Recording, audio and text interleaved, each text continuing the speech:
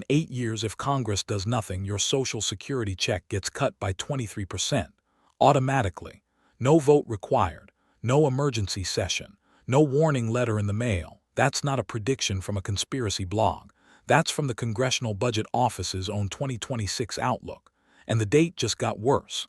Last year, the Social Security Trustees said the retirement trust fund would run dry in 2033. This year, the CBO moved that date forward. They now project depletion in 2032. That's 1 year sooner.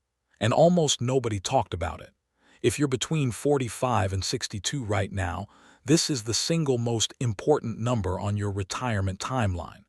Because the hidden mechanism inside Social Security isn't what Congress might do.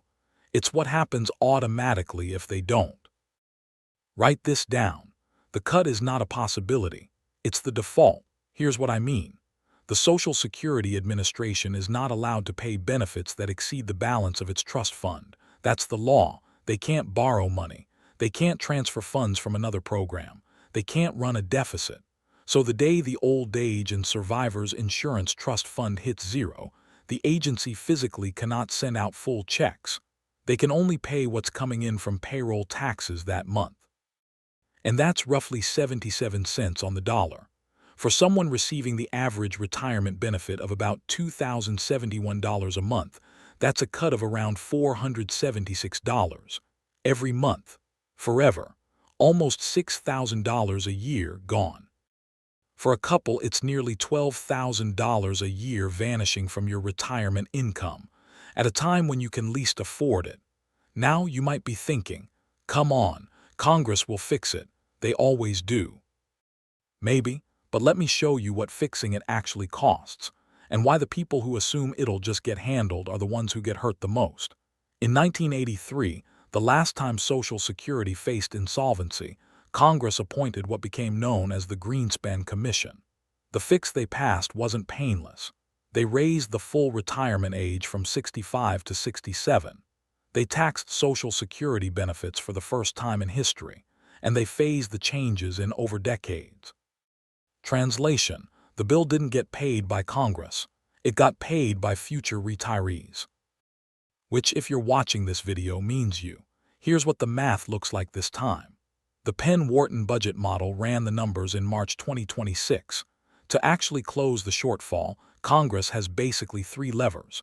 They can raise payroll taxes, they can cut benefits, or they can raise the retirement age again. Every proposed fix on the table uses some combination of those 3. And here's the part that matters for a 45 to 62-year-old. Every year Congress waits, the fix has to be bigger. And the bigger the fix, the more likely it's paid for by people exactly your age, not by current retirees, not by wealthy donors, by the generation too young to be grandfathered in and too old to rebuild. So what do you actually do? Let me walk you through a real scenario. Meet a 58-year-old. Call him David. Married, 2 adult kids, $400,000 in a traditional 401k, a paid-off house, and a plan to retire at 67 on roughly $3,200 a month of Social Security. David's been planning around that number for 20 years. Now watch what happens if the 2032 cut actually hits. David retires at 67 in 2035. He gets his first full check for 3 months. Then the trust fund empties. Starting in his 4th month of retirement, his check drops from $3,200 to around $2,464. That's a loss of about $736 a month, almost $9,000 a year, for the rest of his life. Over a 25-year retirement at that reduced rate, David loses more than $220,000 in expected income. $220,000 he was counting on. Now, could Congress act before that happens? Yes. Will they? The CBO's own report says their baseline assumes they don't. That's the legal baseline. Planning around they'll figure it out is the riskiest assumption in personal finance. So here's what David should actually be doing right now. And what you should be doing too if you're within 15 years of retirement. Step 1. Stop using the benefit estimate on your Social Security statement as a fixed number. Go to SSA. pull your statement, and then run a second version mentally that shows 77% of that benefit. That second number is your realistic floor if no reform happens. Every retirement calculator you use should be stress tested against that floor. Step 2. Rethink when to claim. This is where most people get it backwards. The conventional wisdom says delay until 70 to maximize your check. That's based on the assumption that full benefits will always be paid. If you believe a cut is likely, the calculation changes. Some advisors are now running break-even analyses that assume a 2032 haircut, and for certain situations, claiming earlier starts to make sense again. Not always, but sometimes. This is a conversation worth having with a fee-only advisor before you turn 62. Step 3. Build income that doesn't depend on Social Security. I'm not talking about annuity sales pitches. I'm talking about the basic math of replacing the lost income. If your Social Security is projected at $3,200 a month and you plan for only $2,400, you need to make up $800 a month somewhere else. That's roughly $240,000 in additional savings, using the updated 3% safe withdrawal rate that Morningstar now recommends instead of the old 4% rule. Not impossible, but only if you start now. Step 4. Max your retirement contributions while you still can. For 2026, the catch-up contribution for workers 50 and older in a 401k is available if you earn under $150,000 in FICA wages. Above that, per new rules, your catch-up has to go into a Roth 401k with after-tax dollars. Either way, the contribution happens. The question is whether you're using it. Step 5. Have the conversation with your spouse. Social Security survivor benefits are one of the most misunderstood pieces of this whole system.